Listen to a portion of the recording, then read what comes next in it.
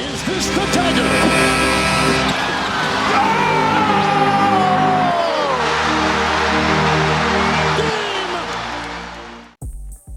G'day guys, JB here, and it has been some time, almost 2 months since my latest release, but with life comes its challenges and its tasks and priorities, and with work and other commitments outside of my YouTube channel, it's certainly fallen low in the priority list. It doesn't mean I haven't thought about it, and it certainly doesn't mean I haven't kept up with the season, but it has made me reconsider the way that I do bring content out in the future. And it's looking like it's going to be an audio-based product moving forward. You'll still get the videos, but certainly going to be an audio-based product moving forward. Keeping that in mind, though, I am going to do a traditional lot of videos to end the season. There'll be some sporadic videos in the off-season, but overall be moving more to an audio product. With that in mind, this will also be up as the initial podcast of JB's NBA, which will be available on Spotify. So be sure to check over there as well to grab an episode there, particularly if you can't catch the videos, and no doubt I'll be looking to find that in all other areas as well moving forward. But without any further ado, let's get into it. Let's get into my season review, full review for the 24-25 NBA season. Starting in the East as always, and we will start with the Atlanta Hawks, who finished the year with a 40-42 record, 8th in the Eastern Conference in the play-in tournament. Best player on the season for me was Trae Young. 24.2 points, 3.1 rebounds, 11.6 assists to go with 1.2 steals, 0.2 blocks, and 4.7 turnovers. Trae, the league leader in assists for 24-25. Really big year for him, and of course a couple of other contenders for individual awards on their team as well. Jalen Johnson with a really nice year. He was certainly standing up as one of the most improved candidates early on, but I think the most improved player, and certainly the defensive player of the year, Dyson Daniels, really making a statement on this Atlanta team as well. They traded away a couple of key pieces throughout the year, and that was one of the major talking points, Bogdanovic and DeAndre Hunter. But nonetheless, here they are, still an 8th seed. Plenty to work with moving forward. It's going to be really interesting to see how Atlanta go through the play-in and exactly what they're able to build on moving into 25-26. The Boston Celtics, not much else really needs to be said here. Back-to-back 60-win seasons for the Celtics. 61-21 this year. It's finished second, though, in the East. It's been quite a time since any team has managed to secure 60 wins and not win their conference. Boston, the reigning defending champions, though, finishing in a flurry and keeping things strong. Their best player on the season, Jason Tatum. I had him credited as their best player in 29 wins. He averaged 26.8 points, 8.7 rebounds, and 6 assists a contest to go 1.1 steals, 0.5 blocks on 2.9 turnovers. Boston still remain one of, if not the deepest team in the NBA, and still stand out as one of the leading contenders for the championship heading into the postseason. Plenty of depth still in the team. A few questions coming into this coming off season once the playoffs are done around their salary cap. Are they going to be able to maintain players? Are players going to want to jump up and jump out? Going to be very interesting to see. But ultimately, I think you've got a team that's got the All-NBA first team, small forward, power forward on it. I think you've got a team that's got the sixth man of the year. And I think when you look at their defensive and offensive mix and match, you've got one of the best two-way units in the NBA, definitely running 9 or 10 deep. They are certainly one of the two leaders coming out of the Eastern Conference for the championship here in the postseason. Moving to the Brooklyn Nets, a very sad state of affairs. They went through a number of injuries. They went through a number of trades, ultimately finishing 26-56, 12th in the Eastern Conference. And I had Cam Johnson as their best player in the season. I had him credited for 8 wins, and Cam Johnson didn't even play enough games to qualify for any individual awards, but a nice season when he was available on the floor. 18.8 points, 4.3 rebounds, 3.4 assists to go 0.9 steals, 0.4 blocks on 1.7 turnovers. You don't really know exactly what you're going to get out of Brooklyn moving forward. They've had some nice pieces that have proven key and pivotal. When they're really on and when they're on fire. They were a very heavy offensive team early in the season, but showed no defensive strength realistically outside of a Nick Claxton who had periods throughout the year from an individual standpoint. But from a team perspective, I think they've just got a bunch of pieces they're going to look to farm out. They are going to be the absolute red-headed stepchild of New York basketball for the foreseeable future, unless they're going to pick up a really big free agent. Now, if they pick up a really big free agent, that totally changes the way that this team looks, the way they can construct it, particularly being in that New York market, albeit the second team. But for Brooklyn this year, it's certainly a wonder of what would have happened if they'd have remained healthy and remained in that high-octane offense, particularly in an Eastern Conference that wasn't the strongest in 24-25.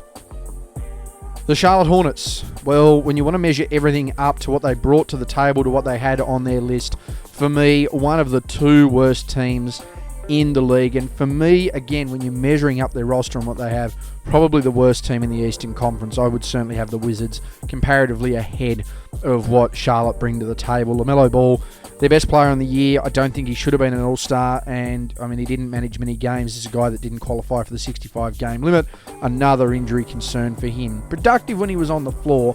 I've got him credited 9 of their 19 wins, 25.2 points, 4.9 rebounds, 7.4 assists to go with 1.1 steals, 0.3 blocks, and 3.6 turnovers. 25 and 7 is a reasonable return for anyone there. 25, 5 and 7 isn't a reasonable return, but when you look at the fact that he can be a turnover machine, when you look at the other side of the ball, there's really a lot of concern there for Charlotte. I don't exactly know where they're going or what they're trying to do. You can't rely on a guy like LaMelo Ball, who is going to be injured, who's going to play 50 games. Yeah, he's going to look good and get to the All-Star break, and he might rack up a resume of a dozen All-Star appearances for his career. He's also going to rack up the fact that he's not going to play 800 games at this rate. Hopefully that can change, and hopefully Charlotte can do something, but right now they are just bobbing up and down in the ocean. They don't have a beacon of hope. The Chicago Bulls are an interesting team. They finished the year 39-43, 9th in the East, and they did a lot of damage once they were able to just really commit to their younger guys, particularly Kobe White and Josh Giddey. 39-43 probably doesn't do justice to the form that the Bulls had in the back half of the year, particularly when they cleared out most of their old guard and were really able to turn things on. Kobe White, 11 wins for me on the season, was their best player. 20.4 points, 3.7 rebounds, 4.5 assists, had a player of the month in there. Someone like a Josh Giddey, probably pound for pound the best point guard in the league. You can make a very good case. The best point guard in the league after the All-Star break. 0.9 steals, 0.2 blocks to go with 2.4 turnovers for White. The question is, what do you need to build in Chicago now? You've clearly got that point guard, shooting guard role with Kobe White and Josh Giddey. You have a veteran presence in Vucevic. Now, he's not going to be Sabonis. He's not going to be a Bam Adebayo. By no means he's going to be anywhere near Jokic, let alone a healthy Embiid. But you've got a veteran there that's a double-double machine, that's a willing passer, brings a little bit of presence to the squad. I'll be interested to see what they do and what sort of form they can maintain in the play-in tournament. But Chicago, not a bad spot. I think if they can maintain away from injury, stay away from injuries, maintain their health and be a little bit more consistent, the Bulls can certainly look to turn things around again next year. But it is a question of what if would have happened. What could have happened with this team if they'd have just got rid of some of those older pieces earlier and let this young guard take the lead. The Cleveland Cavaliers finish off with their best non-LeBron James record of all time. A team that was threatened to be busted up in the off-season delivers 64-18, second best team in the league, number one team in the conference. You're pretty unlucky. Go through history and find teams that won 64 or more games and weren't the number one team. It's a very short list. Donovan Mitchell, their best player, 20 wins to his name. And I think, to be fair for Cleveland, could have had 3 All-Stars, should have had 3 All-Stars this year. Potentially could have 2 to 3 All-NBA players. I think they've definitely got 2. And I think they've got a leading candidate for the DPOY in an Evan Mobley, who is not far off Donovan Mitchell. And I think both will make that All-NBA, at least All-NBA second team together. That's the level that I think they played at this year. But for Donovan Mitchell, 24 points, 4.5 rebounds, 5 assists, 1.3 steals, 0.2 blocks on 2.1 turnovers. I know they've had a bit of a slump towards the end of the year. People are sort of looking at that and wondering what's going to happen with them in the postseason. And that's fair enough. Some questions do get asked there. But you still have to remember, we're talking about a team that just won 64 games. A team that went really hard, really fast early. At some point, they're going to burn out. At some point, they're not going to play their hardest basketball, which is understandable because, they've still got potentially 28 games left in the season. If they go a full 7, that's a really, really long run. But a really nice year for Cleveland. Really stuck it to everybody who thought they should have busted up and broke it up. They didn't do it. They stayed together. Donovan Mitchell continuing to prove what he was in Utah and more. I like this Cleveland side. Really happy for their season. The Detroit Pistons. Well, simply put it, the 6th largest single-season turnaround in league history. They went from 14 wins last year to 44 wins this year. They finished top 6 in the East. Massive, massive run by then. And this man on screen, a big catalyst for it. Cade Cunningham, 25 wins. For me, the all-NBA first-team point guard. That's the level of season I think he had. I'd be shocked if he's not all-NBA second team at least. There's still a lot of love out there for Steph Curry, but for me, I think you have to put Cade Cunningham right at the top of the list. I think he's been the second best guard in the league this year. 26.1 points, 6.1 rebounds, and 9.1 assists. Turnovers are there, 1 steal, 0.8 blocks. That's really evident. But you are the leader of a team that swung their fortunes by 30 games. Granted, coach probably has a little bit to do with it as well. I don't think there's any issue in saying that.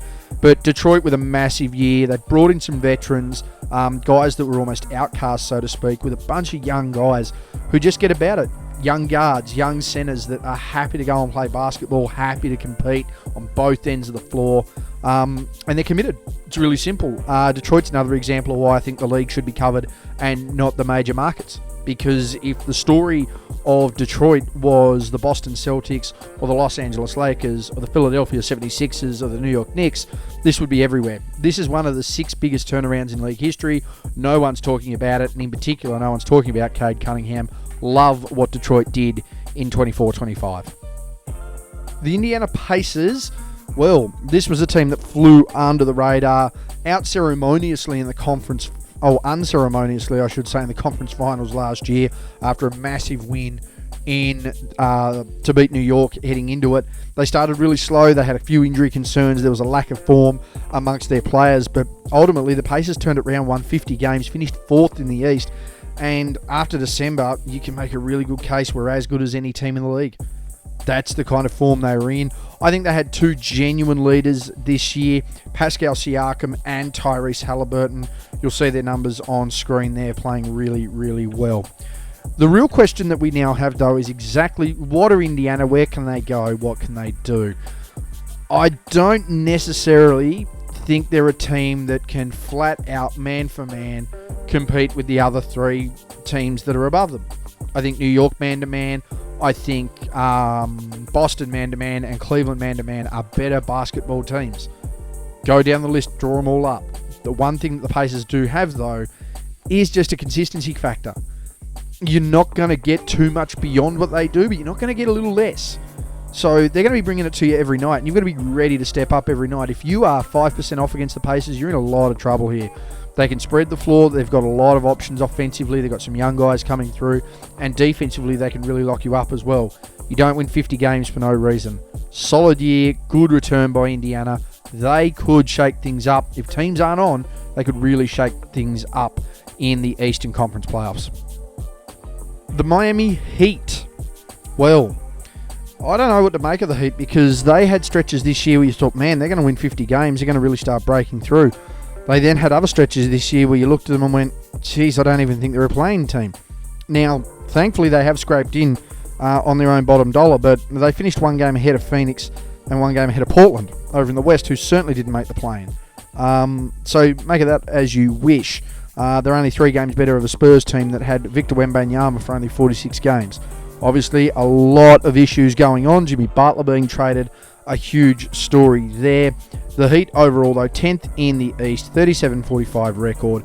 Tyler Hero, for me, was their best player. Should have been an all-star this year. 15 wins for him to his name, in my opinion. Breakout season, 23.9 points, 5.2 rebounds, 5.5 assists, 0.9 steals, 0.2 blocks on 2.6 turnovers. Just don't know exactly what we're going to be able to see and what we're going to get out of the Heat when it comes down to it in the playing tournament. So they're going to be competing against Chicago. They're going to be competing against Atlanta, and they're also going to be competing against Orlando. And I would certainly put those 3 teams in much better form compared to the Heat towards the end of the season. And I think their top-tier talent, stretch for stretch, is probably better at the moment, particularly in form. Don't get me wrong, Hero and Bam warm up. It's a completely different conversation, but I don't see it happening. It's going to be interesting for Miami exactly what goes on in this off-season, particularly with the Jimmy move mid-season for them already. Over to the Milwaukee Bucks, who looked like they were going to potentially push for a top 3 seed this year. Injuries occurred and they managed to finish 5th, fell short of that 50-win season. Couple of major keys going on there. Chris Middleton traded away, a DVT for Damian Lillard. We're not going to see him in the playoffs, you wouldn't think. And Bobby Portis getting hit with a suspension for drug use as well. You know, they still managed to get 48 wins out of themselves, still managed to finish 5th in the conference, and Giannis Antetokounmpo becomes just the second player in history to average 30 a game on 60% from the floor. Of course, the only other person to do that was Giannis Antetokounmpo last year when he averaged 30 points on 60% from the floor. Huge win for Giannis this year. He's going to be a top 3 MVP candidate, I feel. 32 wins, 30.4 points, 11.9 rebounds, 6.5 assists to go with 0.9 steals and 1.2 blocks on 3.1 turnovers. He was the engine once again for the Bucks. Massive year. Looked like he may be able to make a bit of a run towards the top of the MVP scale. And he's had an absolutely historic year. I mean, we're talking about a guy who's had 30, 12, and 6 and routinely been 30, 10, and 5 for the last 5 years. Yet he's been overshadowed by one of the best offensive runs by a centre ever. And guard production that we haven't seen since MJ, if you really want to put it on a scale like that. So he's a little overshadowed. I don't know what the Bucks are exactly going to do. They're not going to have home court advantage, but I would not want to be the team that has to guard Giannis 90 in and 9 out over a series.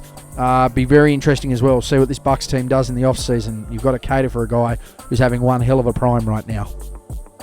The New York Knicks, a team that people were, well, I wouldn't say gun-ho on at the start of the year, but certainly, you know, it was a matter of seeing what exactly was going to happen with this squad. Jalen Brunson still there. A couple of moves in the offseason. You lose Randall and DiVincenzo. You then bring in Karl-Anthony Towns, Mikal Bridges.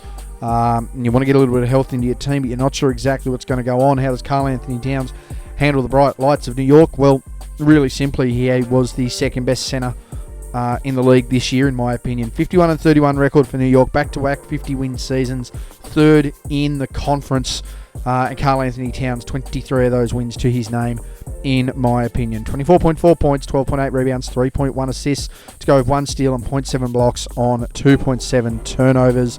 The real question is, though, for New York, where are they going to go? I mean, they will play the 6th seed, so it will be New York versus Detroit in the first round. That's going to be an interesting matchup, but the real interesting matchup is exactly what's going to happen when they play the bigger boys of the conference. How do they look against Cleveland? How do they look against Boston? Can they, tolerate another matchup with Indiana? Could be a crucial question. I don't know that Detroit do too much. In saying that, I wouldn't want to see them have to handle Giannis for 7 games. I think they've got a far better spread, though. I think OG Anunoby had another really good season for me. Jalen Brunson was there, certainly the second option. I don't think he was the number one option this year. I certainly think he was the second option, but he was certainly still there. Josh Hart, Carl Bridges, all these guys still contributing and still producing. Just a matter of seeing how they go against these top-tier contenders. New York have something here, though. Can they capitalise on it is the next question.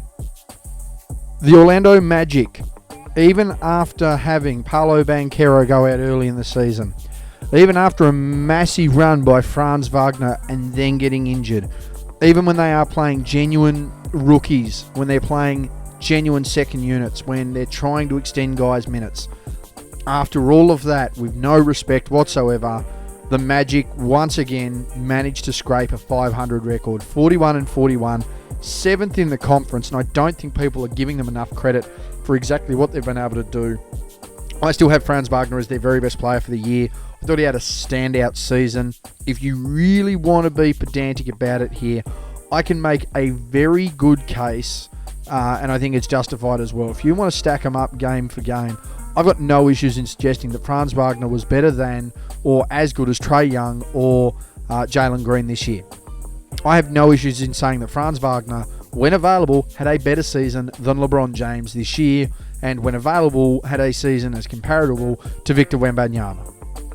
That's how good a season he had. 24.2 points, 5.7 rebounds, 4.7 assists, 1.3 steals, 0.4 blocks on 2.3 turnovers. Really nice season for him. And in saying that, I have Banchero at about 13 wins as well. So when you look at that, for all the games that they only managed to play together, I had them 31 of their 41 wins for those two gentlemen. You add in the fact that someone like a De Silva is going to be on the all-rookie team. You would think he had a really nice year. Someone like Patazzi had a really good season. Plenty of guys stepping up and about here for Orlando. I cannot wait until both Wagner and Banchero can put 70 games together next year to get together, put it together and play together for about 70 games next year, because for me, this Orlando team, they could be a tough matchup for anyone in the first round. The Philadelphia 76ers. Well, they were the hot air balloon, the Hindenburg, in fact. I'm going to say hot air balloon. The Hindenburg, the Titanic of the NBA this year. This huge creation, this monster that was meant to conquer the world. It hit an iceberg, it caught fire, it fell to the ground, it sunk to the bottom of the ocean. It never looked like recovering, and it's so bad right now, you're not even going to try it again. That's how bad it was this year. Don't get me wrong, Tyrese Maxey was really good in the games he played. I had him responsible for 9 of their wins, 26.3 points, 3.3 rebounds, 6.1 assists, 1.8 steals, 0.4 blocks on 2.4 turnovers. But the 76ers finished 13th in the conference. They went 24 and 58. They're potentially going to look at medically retiring Joel Embiid.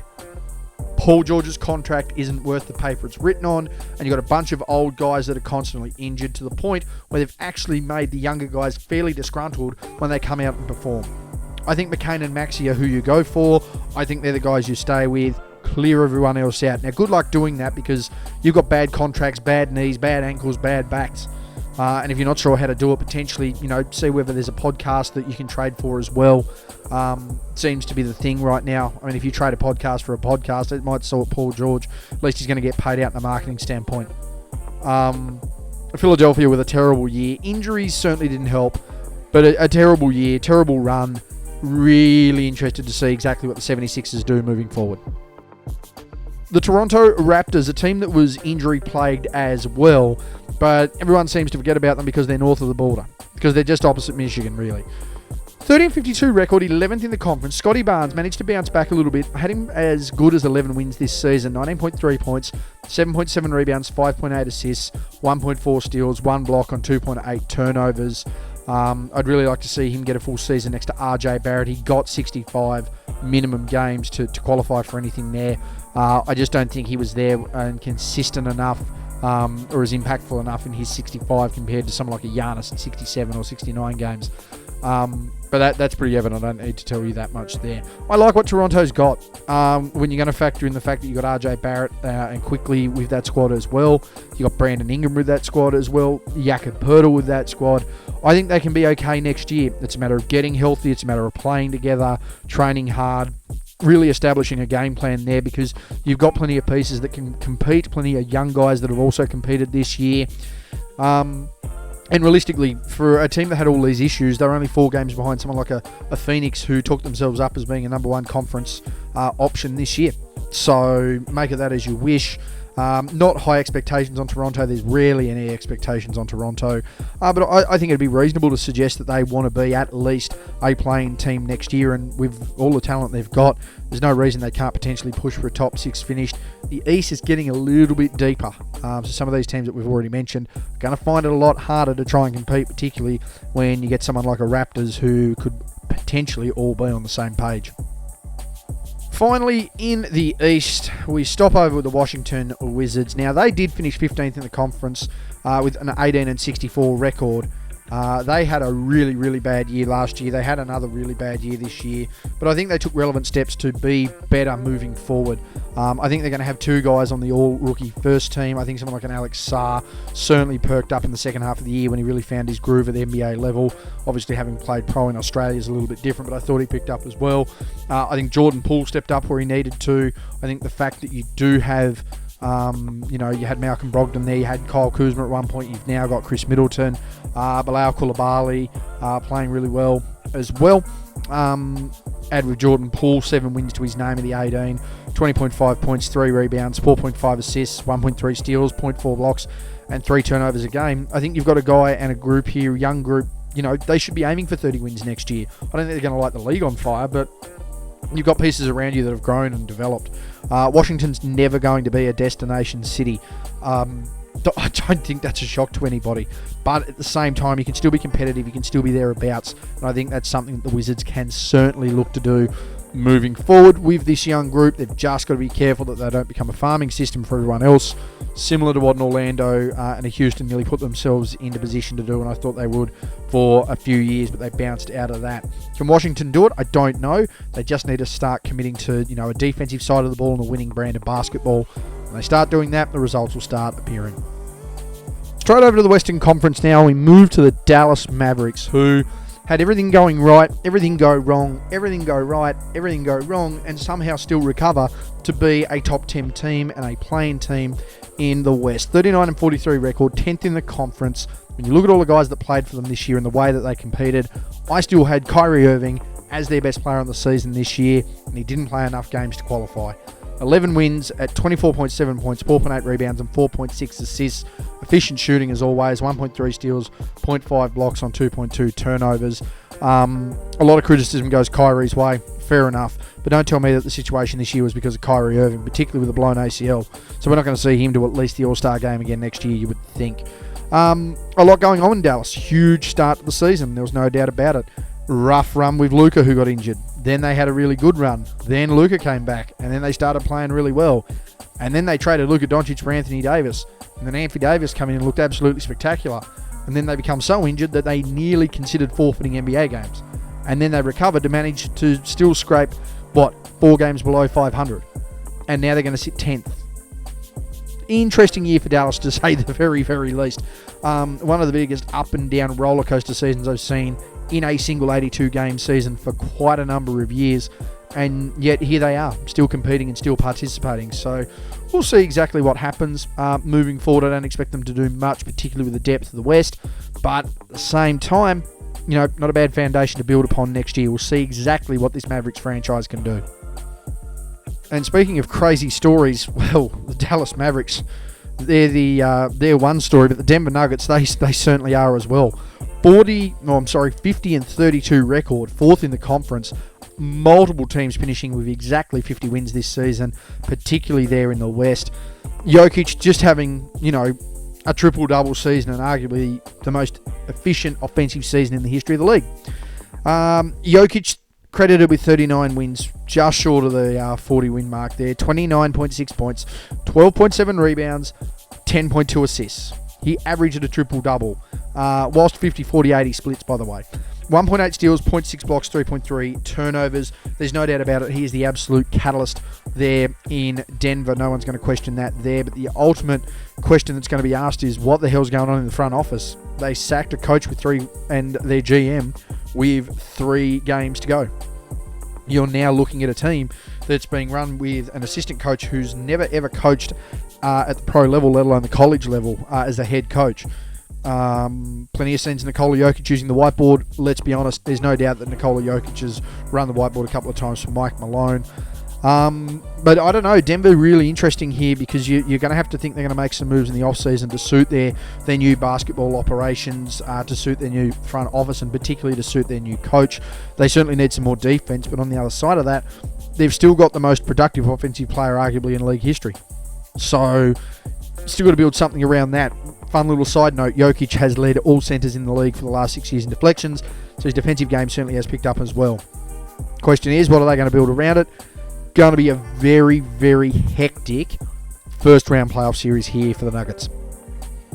The Golden State Warriors, a team that looked like they were going to miss the play-in tournament, managed to secure their biggest trade, we thought was certainly in the off-season when Klay Thompson left.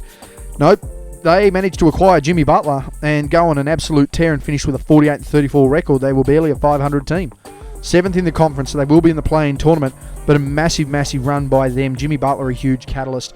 Funny to see all of the conversation around Draymond being a DPOY when they started winning games. I think he's a great defender. I think he's been one of the better defenders of his era. He doesn't stand out to me like a lot of other players, and I don't rate him as highly as others. But to suggest he was the defensive player of the year, I think was a bit of a laugh. Certainly a key catalyst. Absolutely, you don't play on 4 championship teams if you're not a key catalyst, but at the same time, let's not overrule ourselves. The ultimate reason that this system ticks is the man on screen. 21 wins to his name this year. Top 10 MVP case for me. All-NBA case for me. Don't get me wrong, I think Draymond will be an all-defender as well. All-league defender. 21 wins for Steph Curry. 24.5 points, 4.4 rebounds, 6 assists per game on the year to go with 1.1 steals, 0.4 blocks, and 2.9 turnovers. Golden State. Going to be interesting to see what sort of run they can have from the 7th seed. They're going to be matching up with the Dallas Mavericks to start with in the play-in tournament. So they're going to want to win through their game there to see what they can do to avoid, essentially having to play 2 games. It'll be a really interesting matchup for them. But I wouldn't want to be the team that runs into Golden State, particularly if they're in form. The other side of that, if they're out of form, they could be out really quickly. Don't know whether this is going to be the last we see of them in the playoffs, but it's going to be crucial for their building blocks moving forward to see exactly what this team's going to look like in 25-26. Over to the Houston Rockets. They flirted around that second and third seed all year. They dropped down a heap after a bit of a slack run, and they managed to rebuild things once again. And they finished with the second seed there in the West. 52-30 record. Really nice season overall for them. A lot of nice building blocks. And I think their best player for the year, as much as I love Alperen Sengun, I think the guy who really led last year after Sengun went down really stepped up, gets no love. I think he's an All-NBA third-team member this year. Jalen Green, 18 wins. I had him at 21 points. Well, the league had him at 21 points, 4.6 rebounds, and 3.4 assists. I personally had him 18 of our 52 wins, 0.9 steals, 0.3 blocks on 2.5 turnovers. Really nice season from the Rockets, who just consistently found players to step up and step out. Thompson, I think, is going to be an All-NBA defensive first, or an All-Defensive first-team selection.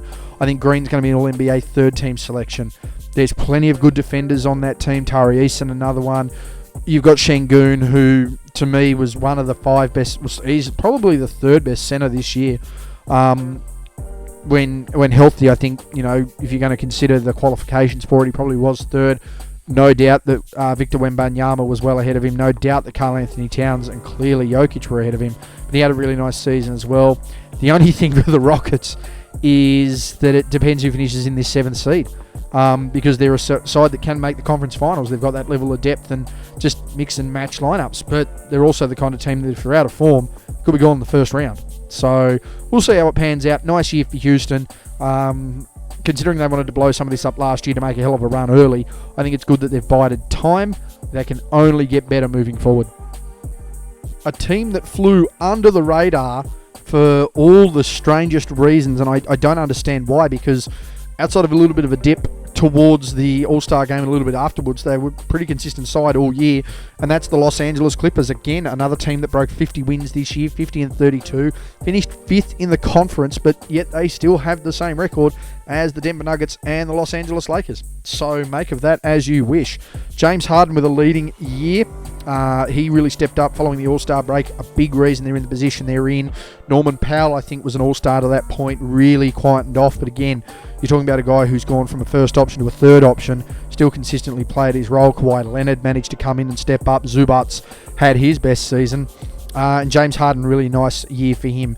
22.8 points, 5.8 rebounds, 8.7 assists, 1.5 steals, 0.7 blocks on 4.3 turnovers. I wouldn't have him on an All-NBA team, but knowing how the media reacts to this sort of stuff, I think you're going to see him on an All-NBA team. Nice year, and I think they're just starting to sort of show here, the Clippers, they're potentially going to have a playoff matchup here with the Lakers at one point. Now, if they're going to have a matchup with the Los Angeles Lakers, it's going to be pretty interesting because it'll be the playoff matchup 5-6 years in the waiting. And certainly not with the lineups that they thought they were going to have. There's not going to be a Paul George, there's going to be a James Harden. It just becomes really, really different really, really quickly. But a nice year by the Clippers. The scary part about that is James Harden in the playoffs isn't necessarily good. But Kawhi Leonard in the playoffs, if he really hits stride, and we haven't seen it yet, turns into Michael Jordan somehow, and I don't know how and I don't know why, but it just happens, and I'm really thankful when it does. The Clippers are a really interesting team. They've got a real dichotomy of really good high performers and some players that don't perform really high when the lights shine bright. This is going to be a determining series for the future of this franchise, I feel. The Los Angeles Lakers, the other side of Tinseltown. Another team that managed to secure 50 wins on the season, finishing 3rd in the West. And of guys that actually stuck around and were on the team the whole year, of course, the big drama being Anthony Davis being traded for Luka Doncic. For players that stuck around all year, I do have to give credit to the king, where it's due, LeBron James. 17 wins, breaking his consistent 25-point-per-game streak. That is going to be almost impossible to ever catch. In fact, the only way someone will catch it is if they are going to break his all-time scoring record. 24.4 points, 7.8 rebounds, 8.2 assists to go, 1 steal and 0.6 blocks on 3.7 turnovers this year. Don't get me wrong, I think Anthony Davis contributed to as many wins as LeBron for the Lakers this year, and I think there is a case to be made that once he left, that yep, there's absolutely no doubt LeBron James stepped up. LeBron James was tracking for All-NBA selection. LeBron James at one point was tracking for MVP considerations. That's the sort of season that he had. You do have to take those into consideration. But then Luka Doncic comes along as well, and he started having some really big games. The concern I have for the Lakers is how top-heavy they are and how unwilling they are to defend. That's the ultimate concern. There's going to be a lot of finger-pointing, a lot of blaming, a lot of single isolation possessions here for the Lakers moving into the postseason. And don't get me wrong, from a top-heavy standpoint, if you looked at every team on paper from a top-heavy standpoint and said Luka Doncic and LeBron James are on a team, absolutely you have to consider them a championship contender. But when you look at the rest of the team, you look at the play style, really not something I'm going to look at and go, oh yeah, tip them in. Really interesting postseason moving forward here for the Lakers. I don't exactly know how they play and exactly know what they're going to do. But 25 games with the lineup that they've had, it's a little bit of chemistry. Could be a tough matchup if a team certainly isn't prepared. Speaking of teams that weren't prepared, another team that managed to sack their coach and shake things up throughout the season. Taylor Jenkins gone out of the Memphis Grizzlies. They're 48-34. This is a team that was an absolute tear. Looked like they were going to be the team to secure that second position there in the West. They just weren't able to stick it out, weren't able to keep it up, and ultimately fired their coach, really changed their game plan, really changed their game style, and have fallen into the play-in tournament after being consistently one of the two best teams in the West this year. 48-34 record, so it's not like in other parts of the league that they wouldn't have been a top 6 team. Jaren Jackson Jr. for me is going to get an all-defensive selection this year. Should be all-defensive first team, in my opinion. 17 wins to his name for me. 22.2 points, 5.6 rebounds, 2 assists per game. To go with 1.2 steals, 1.5 blocks, and 2.1 turnovers. One of the best ambidextrous players in the league. Everyone looks at shooting left and right hand, dribble left and right hand. When you look at the way he defends and can play both sides of the body, he's a really tough matchup.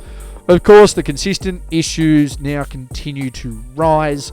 Of course, it's only a celebration. You can argue with Ja Morant. I got no issues with that. But when you look at all the other factors they've had on this team, the people they've moved on and moved out and tried to shake up, it's proving that the one consistent issue right now is Ja. How they continue to handle that, Memphis, I don't know. Whether they shake things up, I don't know. But I wouldn't expect him to be a Memphis Grizzly next year. I won't be shocked if there's a trade. If someone can really wake him up, that'd be nice. And for Memphis, if they can get something decent in return, awesome. But I don't even know how they're going to go in a playing situation right now. Be very interesting to see how the fallout comes from here. But at least on an individual standpoint, I think Jaren Jackson Jr. had another solid year.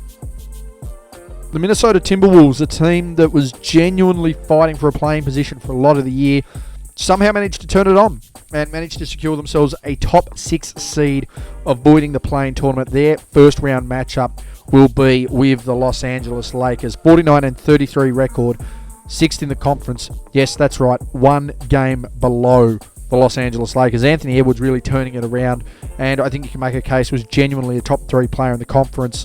I think has a very good case as one of the leading guards in the league this year. All-NBA second team nod should be going his way. 27.6 points, 5.7 rebounds, 4.5 assists to go, 1.2 steals, 0.6 blocks on 3.2 turnovers. There's no doubt about it. When they're clicking offensively, they are a tough team, Minnesota, and defensively when they're locking in and really having a dip, they're a really tough team as well. The only thing that gets exposed is that when their offense is really off, they struggle to put the ball in, and when they don't have an effective defensive lineup out there, they give up points as well as the rest of them. That is the ultimate crux of this team right now. What do I think they can do in the postseason? Well, it's ultimately going to come down to that first round matchup, right? You've got the Lakers taking on the Timberwolves. You've got Anthony Edwards, you've got Luka Doncic, you've got LeBron James, you've got Julius Randle. You then have to try and work out, okay, so where does Austin Reeves fit in with Jaden McDaniels? Where does Rudy Gobert fit into this situation? It's going to be a really interesting series. This, some would say will be a passing of the torch moment potentially. Others will look at this as a really vengeful type of series. For Ant wanting to go back at Luka Doncic for what happened with Dallas last year. For LeBron really wanting to make a point here and get past the Timberwolves. So this could be a really interesting matchup, but the other side of it here, as I mentioned, if the offense and the defense click, you could say Minnesota can win this series. The other side of it, though, if things don't work out well, this could be a massive fallout, and there could be bigger repercussions in the offseason. The New Orleans Pelicans, no doubt, will not be a team that looks the same next year. 21-61 on the season, 14th in the conference. Zion was their best player. He didn't play enough games to qualify for anything. I had him credited at 7 wins, and he had a typical Zion season. Geez, he's come in overweight. Geez, he better have some time off. Look, he's come back fit. Wow, he looks like an all-star. Oh no, he's out injured. Repeat. That's been the cycle of his career. 24.6 points, 7.2 rebounds, 5.3 assists when he's been in the game, 1.2 steals, 0.9 blocks. All the comparisons to Charles Barkley in the world. There's one thing I'll give Barkley. He was told he was fat. He needed to get fit. He lost weight. He got fit. And you can make a case for a decade he was the best power forward in the NBA and one of the 3 best players on the planet. I haven't seen that from Zion Williamson. So we can stop the comparisons now pretty quickly. Go and look at Barkley in his 5th season. Go and look at Zion in his 5th season. Everyone wants to talk about the weight. Barkley lost the weight. Barkley got fit. Just saying. I don't know what's going to go on with New Orleans. Dejounte Murray's not going to be seen next year because he's got a busted Achilles. Zion Williamson's never fit. CJ McCollum. Love the guy as far as a culture piece, but he can't be the number 1 shooting guy. He just can't be. I like the fact that someone like a Trey Murphy been playing well. They had a couple of different players throughout the year try and step up, but New Orleans are not going anywhere quick outside of Bourbon Street, realistically, and unfortunately I think some of their players, some of the team are probably spending too much time down there having something nice to eat or something nice to drink compared to playing some nice ball. Realistically, if they play some nice ball, they'll be able to afford better food and drink. Maybe something a bit healthier too. Who knows? But yeah, pretty average season for the New Orleans Pelicans. Over to the Oklahoma City Thunder. An absolute reverse of whatever's happening in New Orleans. Here's a team that secured a 68-14 record. 68-14. It's a very limited club for the amount of teams in history that have gone on and won 68 games. It's staggering how limited it is. Massive season for them.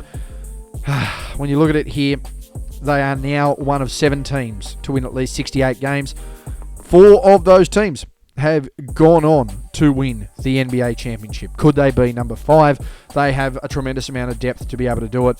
They're dominant offensively, they're dominant defensively, and ultimately it starts and ends with this guy on screen who I've got credited to 47 wins to his name this year, Shai Gilgeous-Alexander, the league leading scorer. He's likely going to win the MVP, and his efficiency from a guard standpoint in scoring and what he does on both ends of the floor, 2 words: Michael Jordan. Very, very limited. I think if you wanted to really keep it as a recency thing, you would look at Dwayne Wade 2008-9. You would look at Kobe Bryant 2002-3. Then you would go back to Jordan. But that's the class he's in from both sides of the floor in the efficiency standpoint. 32.7 points, 5 rebounds, 6.4 assists, 1.7 steals, 1 block on 2.4 turnovers. I think Jalen Williams is going to get an all-defensive nod. He's been really crucial. And you've got to think they went 68-14 predominantly without Chet Holmgren for half the season. This is a team that very well could have won 70 games. Probably should have won 70 games. They have to be the championship favourites right now. I would not want to run into them in a dark alley under the brightest of lights. They are a problem. Speaking of problems, generally it's Houston and it's Cape Canaveral, but right now it's the Phoenix Suns, who tied with the team we're going to talk about next, the Portland Trail Blazers, for record this year. And I can guarantee you now, if I went list to list, you would be taking the Phoenix Suns 8 out of 7 times in a 7-game series against the Blazers. 36 and 46 record, 11th in the conference. I still think Devin Booker had an All-NBA level year. That's how well I think he played. He had 25 and 7, 25.6 points, 4.1 rebounds, 7.1 assists, 0.9 steals, 0.2 blocks on 2.9 turnovers. He was the constant. He was consistent. He did everything asked of his team. He consistently does everything that's asked of him of his team, and yet nothing comes of it. The leader of a team that went to the NBA Finals, the leader of a team that was the number one team in the conference, the leader of a team that has constantly bounced backwards and forwards over the last 3 or 4 years, and yet there's been no reward for his effort. The all-time leader in Phoenix Suns scoring. He's one of the greatest Suns of all time. You're looking at him, Paul Westphal, Amari Stoudemire, Charles Barkley, Kevin Johnson, Steve Nash. That's the kind of level we're looking at here when you talk about Devin Booker and the Phoenix Suns. Remember that when you speak of his name. But they're in a hell of a spot. They've got to get rid of Bradley Beal. They've got to get rid of Kevin Durant. They've pretty much got to get rid of everything and start again for almost the third time in this guy's career. Consider that. I wouldn't say any of it's his fault either. So, Phoenix in a really peculiar position. 29 teams this year were either in the playoffs, in the lottery, or in the play-in. The only team in the league that's not in either is the Phoenix Suns. That is a huge concern. A huge concern. First off, an initial apology there to Portland that they have actually been compared to the drama that is the Phoenix Suns. Because if you're going to look at the young guys that are coming up on this Portland team, the injuries that consistently occur in Portland, and the fact that they've got some really crucial pieces that have been proven performers in other teams, once they're healthy and once they get a gel, they could be a really damaging side. 36 and 46 record, 13th in the conference. They're doing their best that they can. Anthony Simons with a nice season, 11 wins to his name, 19.3 points, 2.7 rebounds, 4.8 assists, 0.9 steals, 0.1 blocks on 2 turnovers. Same amount of wins as Phoenix. And you would never have even thought that Portland were a team that existed in this league because of the conversations that are going around on the star players of the Suns. Again, another example for me of a team that would be talked about a little bit more if you just focused on covering the league and didn't focus on your big markets. I get why people focus on the big markets. They want a quick fix. But that's why the sport's not healthy. Once people realise that more, they'll start to understand, they'll get it. They wonder why there's no big American names, wonder why there's no face of the league, because you're trying to focus on teams that are absolutely irrelevant in the total context of the success of the league right now. Change your narrative yourselves. Don't expect it to change for you. Be interesting to see exactly what Portland do. Do they farm some of these players out? Do they try and get a key piece in? I don't know. But, overall, when you factor everything in for the Blazers, I think they had a relatively good season. They'll look to build towards a play-in tournament next year. There's no doubt about it. Hopefully injuries can, be on their side. And if they do make some trades, they can actually get some key leaders onto this team to just try and rebrand things a little bit further. Over to the Sacramento Kings, who not only fired their coach, but also had one of their best players move on in the season. And they've still managed to scrape a play-in tournament. A 40 and 42 record, 9th in the conference. Sabonis still consistently one of the better bigs this year. I think he was a top 5 center still. And in that scale there, I'm talking competing with a Şengün, competing with a Wembanyama, competing with a Karl-Anthony Towns, and competing with a Jokic. I think that's the kind of year that he had. 19.1 points, 13.9 rebounds, led the league in rebounds, 6 assists, 0.7 steals, 0.4 blocks on 2.9 turnovers. Had some crucial pieces, obviously, on their squad. They've got DeMar DeRozan, they've got Zach LaVine, you've still got Malik Monk on that squad, but they're very offensive heavy. And again, it continues to be the issue with the Sacramento Kings. They're very offensive heavy. Can they look to get something that's more defensive minded to try and squeeze a few more wins to try and tighten things up? There's no reason when you look at what that offense is with Zach LaVine, DeMar DeRozan, and Domantas Sabonis, with Malik Monk, with a Keegan Murray, why you're not looking at a 50-win team. It doesn't make sense. But when you go and look at what their defensive numbers are like, when you look at the pressure that they don't apply to the ball, when they aren't able to really stretch the floor and aren't able to force really contested shots or tough shots for the opposition, that's when you start to see this. It's all right to run 120 points up, but when you concede 130, you lose a lot of basketball games. You also run out of a lot of energy, which causes you to lose more basketball games. Once the Sacramento Kings are able to tighten things up defensively, you're going to see them bounce back to that beam team that they were a couple of seasons ago. Until then, though, they're going to be very trigger happy, and they're not going to be very defensive minded. They're going to concede points, and in turn, they're going to concede games. Over to the San Antonio Spurs, 34-48 record, only 2 games off someone like the Phoenix Suns, only 2 games off someone like the Portland Trail Blazers, and the league leader in total blocks only played 46 games for them. One of their best players is arguably the Rookie of the Year this year, and another guy who's one of the oldest players in the league played 82 games. A real mix and match here in San Antonio. Chances are that Greg Popovich is done and not returning as a coach, which is really unfortunate, but it may open up the doors to someone like a Michael Malone or a Taylor Jenkins to be able to get back into the league and get back on the horse and see what they can do with a team. 34-48 record, as I mentioned, 13 in the conference. They looked like they were going to be in a playing team, potentially a top 6 team with the form they were hitting. Wemby didn't play enough games, and I still had him at 18 wins. That's right, at worst, if I wanted to absolutely narrow everything down and I wanted to really pick and choose who I could have available based on wins in a season, I can make a very good case that Victor Wembanyama would still make the All-NBA third team. 24.3 points, 11 rebounds, 3.7 assists, 1.1 steals, 3.8 blocks on 3.2 turnovers. Now, DVT is a serious thing.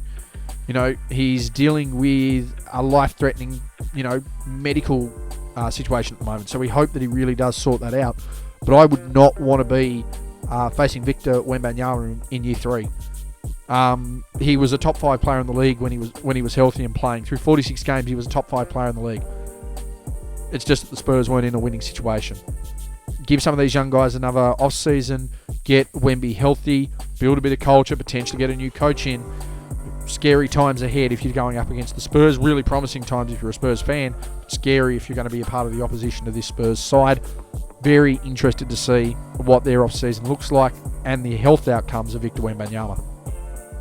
And finally, we go across to one of the other 2 worst teams in the league. 15th in the conference doesn't do them justice.